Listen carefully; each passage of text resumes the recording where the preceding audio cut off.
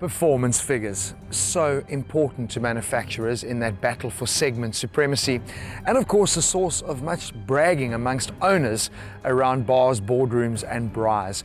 But you know, performance should not be about paper. It should not be a case of top trumps. It has to be tested in the real world. And that is exactly what Jaguar have done with the launch of their F-Pace SVR. They've given it to us to race up the hill at the Jaguar Simola Hillclimb.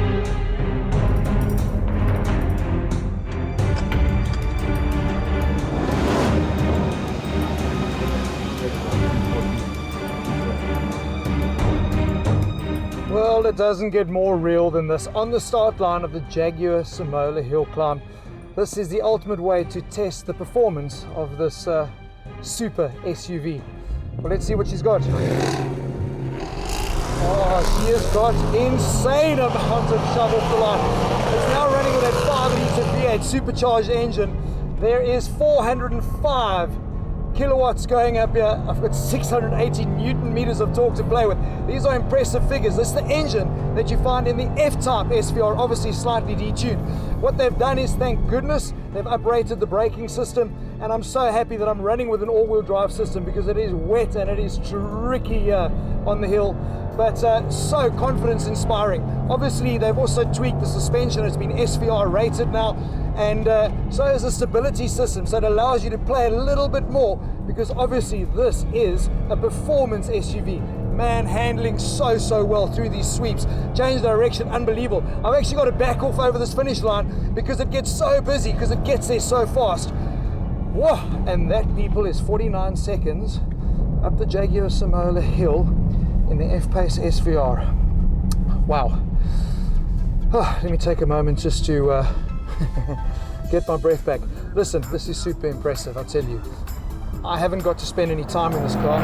It's a real baptism of fire being thrown into this car on the hill and also in these tricky conditions. But what an impressive machine. What I loved, obviously running with the 8-speed auto box, so I can play with the pedals if I want to, or just leave the box to do what it needs to do as well. Even in normal mode, it is super quick in terms of anticipating what gear you want to be in.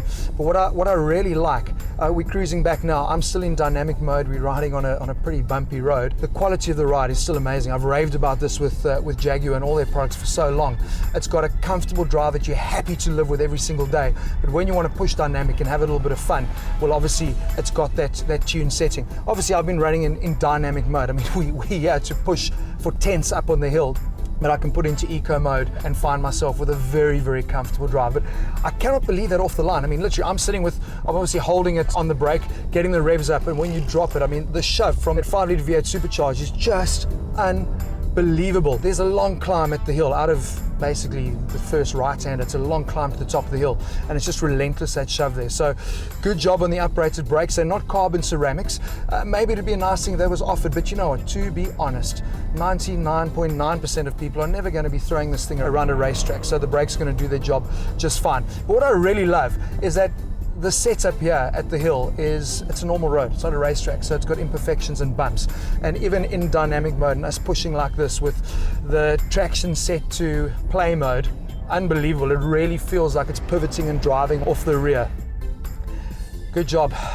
Am I talking fast? Yeah, I'm talking fast. That's that's adrenaline, but that's a whole lot of fun up this hill. Impressive car. The styling tweaks are certainly not just for visual effect.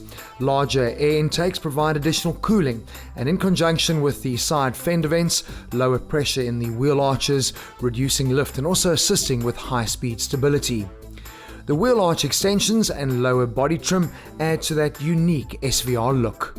The F-Pace has SVR-specific lightweight forged alloys that come in 21-inch standard, or you can opt for the 22 inches. They shave off just over 4 kilograms and also designed to improve airflow to those bigger brakes. And then of course you have these. The quad tailpipes of their variable valve active exhaust system. It's 6.6 kilograms lighter than the standard, but importantly helps improve performance and delivers the most amazing throaty growl. How good do these look? SVR slimline performance seats with signature quilting and embossed SVR logo really do provide fantastic lateral support, and trust me, you're going to need it. And you're not just connected to the drive. There is 4G Wi-Fi for up to 8 devices and a Touch Pro infotainment system with a 10-inch touchscreen. When Jaguar launched the F-Pace a few years ago, I remember being really impressed because what they did is they stuck to their heritage. They didn't bring out an SUV that was going to try and climb cliffs, but rather a car that was going to be dynamic and comfortable in an everyday driving environment.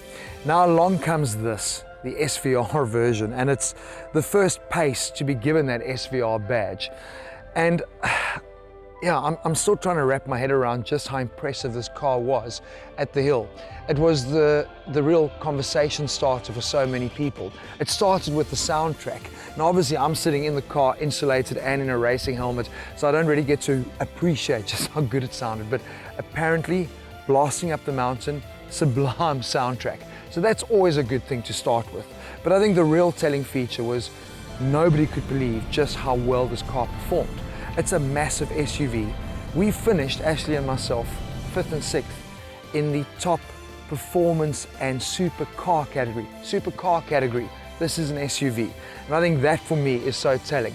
And that is probably the best selling pitch that Jaguar could ever come up with. A vehicle that is comfortable, that is refined, that has a massive amount of luxury, but it's also got insane performance.